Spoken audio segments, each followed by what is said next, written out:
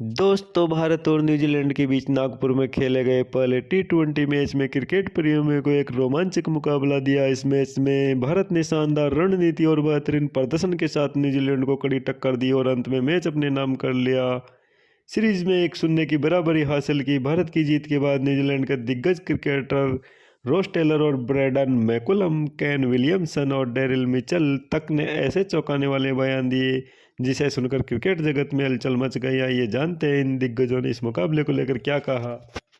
तो दोस्तों, भारत और न्यूजीलैंड के बीच पहला टी20 मुकाबला नागपुर के विदर्भ क्रिकेट स्टेडियम में खेला गया, जहां शुरुआत से ही दर्शकों को एक हाई स्कोरिंग रोमांच देखने को मिला। न्यूजीलैंड के कप्तान मिचेल सेंटनर ने टॉस जीतकर पहले गेंदबाजी करने का फैसला किया, लेकिन यह फैसला शुरुआती ओवरों में भारत के बल्लेबाजों ने पूरी तरह से गलत साबित कर दिया। ओपनिंग के लिए मैदान पर उतरे अभिषेक शर्मा और संजू सैमसन ने आते ही साफ कर दिया कि आज भारतीय टीम किसी भी तरह से संभल कर खेलने की मूड में नहीं है। पहले ओवर से अभिषेक शर्मा ने आक्रामक तेवर दिखाए। जैकब डर्फी की लेंथ बॉल पर उन्होंने जोरदार पुल शॉट लगाकर गेंद को सीधा स्टैंड्स में पहुंचा दिया। अगले ही ओवर में कायल जेमिसन की पुल गेंद को अभिषेक ने आगे बढ़कर लॉन्ग ऑन के ऊपर से तब्दील कर दिया। स्टेडियम में शोर बढ़ता जा रहा था, क्योंकि गेंदबाज दबाव में नजर आने लगे। दूसरी ओर संजू सैमसन ने भी खराब गेंदों को बखूबी सजा दी। उन्होंने कवर और पॉइंट के बीच शानदार चौके लगाए, जिससे भारत की रणनीति तेजी से आगे बढ़ती चली गई। हालांकि संजू सैमसन ज्यादा देर टिक नहीं सके, मात्र 10 रन बनाकर आउट हो गए, लेकिन तब तक भारत तेज शुरुआत कर चुका था और इसके बाद ईशान किशन क्रीज पर आए और उन्होंने आते ही 2 शानदार चौके लगाकर इरादे जता दिए। ईशान की बल्लेबाजी में आक्रामकता तो थी, लेकिन एक बड़ा स्कोर नहीं बना सके और 8 रन बनाकर पेविलियन लौट गए। शुरुआती 2 विकेट गिरने के बावजूद भारत की रफ्तार में कोई कमी नहीं आई, क्योंकि दूसरे छोर पर अभिषेक शर्मा का बल्ला आग उगल रहा था। इसके बाद कप्तान सूर्य कुमार यादव मैदान पर उतरे और उनके आते ही मैच का टेम्पो और बदल गया।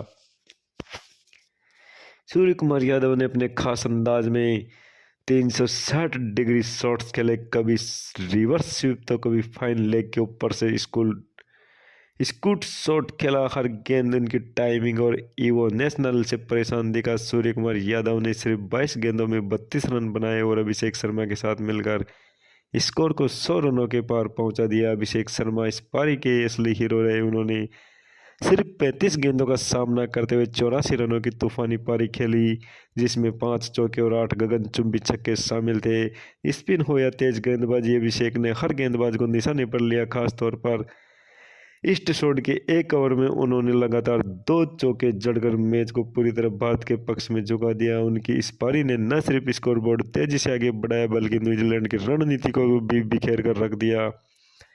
अभिषेक के आउट होने के बाद हार्दिक पांड्या क्रीज पर आए। उन्होंने भी बिना समय गंवाए बड़े शॉट्स खेलना शुरू कर दिया। हार्दिक ने 16 गेंदों में 25 रन बनाए, जिसमें लंबे और ताकतवर चौके शामिल थे। इसके बाद शिवम दुबे ने भी आते ही एक जड़कर रन गति को बनाया, लेकिन असली फिनिशिंग टच दिया रिंकू सिंह ने। रिंकू सिंह ने अपने शांत लेकिन विस्फोटक अंदाज में सिर्फ 20 गेंदों में नाबाद 44 रन बनाए। उन्होंने आखिरी ओवर में चौकों की बारिश कर दी और भारत को एक विशाल स्कोर तक पहुंचाया। भारत ने 20 ओवर में 7 विकेट के नुकसान पर 238 रनों का पहाड़ जैसा स्कोर खड़ा कर दिया।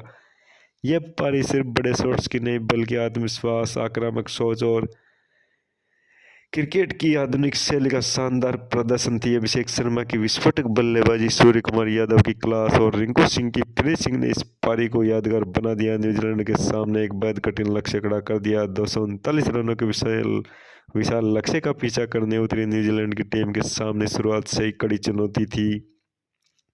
नागपुर के विदर्भ क्रिकेट स्टेडियम में रोशनी के बीच रन तेजी से बनने थे, लेकिन भारतीय गेंदबाजों का दबाव किसी भी पल मैच का रुख बदल सकता था। ओपनिंग के लिए डी कॉनवे और टिम रॉबिन्सन मैदान पर उतरे, मगर भारतीय टीम ने नई गेंद से ही साफ कर दिया था कि आज आसान रन नहीं मिलने वाले। पहले ओवर में अर्शदीप सिंह ने डी कॉनवे को बिना खाता खोले पेविलियन भेज दिया और न्यूजीलैंड को करारा झटका दे दिया। यह विकेट भारत के लिए बड़ी सफलता था, क्योंकि कॉनवे बड़े स्कोर का पीछा करने में अहम खिलाड़ी माने जाते हैं। इसके बाद टीम रॉबिन्सन ने आक्रामक रूप अपनाने की कोशिश की। उन्होंने वरुण चक्रवर्ती की गेंद पर एक शानदार और 2 चौके लगाकर रन गति बढ़ाई, लेकिन ज़्यादा देर टिक नहीं सके।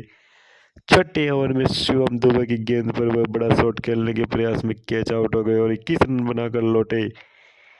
इसके बाद क्रीज पर आए सचिन रविंद्र, लेकिन वह भी दबाव में दिखे। हार्दिक पांड्या की गेंद पर वह सिर्फ एक रन बनाकर आउट हो गए। शुरुआती ओवरों में 3 विकेट गिरने से न्यूजीलैंड की रन चेज लड़खड़ा गई। यहां से ग्लेन फिलिप्स ने मोर्चा संभाला और भारतीय गेंदबाजों पर जोरदार हमला शुरू कर दिया। फिलिप्स ने अपनी विस्फोटक बल्लेबाजी से मैच में जान डाल दी।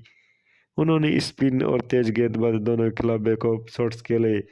खासकर अक्षर पटेल और वरुण चक्रवर्ती के खिलाफ उनके दर्शकों को हैरान कर रहे थे। ग्लेन फिलिप्स को मार्क चैपमैन का अच्छा साथ मिला। चैपमैन ने भी तेजी से रन बटोरे। 39 रनों के अंपायर के लिए दोनों के बीच साझेदारी ने न्यूजीलैंड को मैच में बनाए रखा, लेकिन फिलिप्स 40 रन बनाकर आउट हो गए और 78 रन ठोक दिए, जिसमें 6 लंबे छक्के शामिल थे। हालांकि जैसे वो आउट हुए, मैच की दिशा में भारत की ओर झुक गई।